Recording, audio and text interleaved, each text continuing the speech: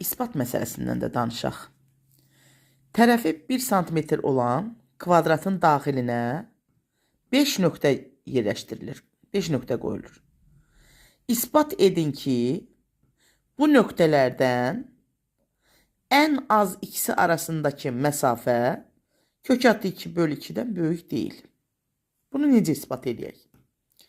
Demək, tərəfi 1 sm olan kvadratımız var. Bunun daxilinə 5 nöqtəni yerləşdiririk. Ən az ikisinin arasındakı məsafə kök 2/2-dən böyük olmadığını isbat etmək üçün nə edək? Gəlin bunu 4 bərabər kvadrata ayıraq. 5 nöqtəmiz var.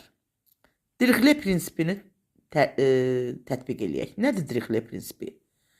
Əgər məsələn bizdə belə deyək də 5 dənə gülümüz var, 4 güldanımız var. Əgər biz bu gülləri güldana yerləşdiririksə, ən azı təsəvvür eləyin ki, 4 güldandır, 5 güldür. 4 dənə güldanın hərəsinə bir gül qoysaq, bir gülümüz artıq qalıb, düzdürmü? Bunu heç olmasa güldanlardan birinin içərisinə ikisini qoymalıyıq.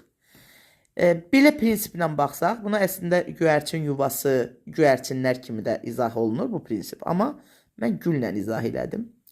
Baxın, demək 5 dənə nöqtəmizdir. Hərəsini bu kvadratı bölürük 4 hissəyə, tərəfi 0.5 olan hissələrə. 4 nöqtəni yerləşdirdik. Bir nöqtəmiz artıqdır. Bunun hansısa birinə yerləşdirməliyik. Yerləşdirdik birinin daxilinə.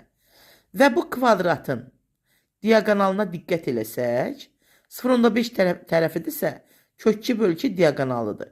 Və bunun daxilindəki nöqtələrin arasındakı məsafə, kvadratdan məsafə ən böyük diagonal olduğuna görə, demək o iki nöqtənin arasındakı məsafə bu diagonaldan kiçik olmalıdır. Yəni, ən yaxşı halda künclərdə yerləşmiş olsa, kök 2/2-ni aşmayacaq.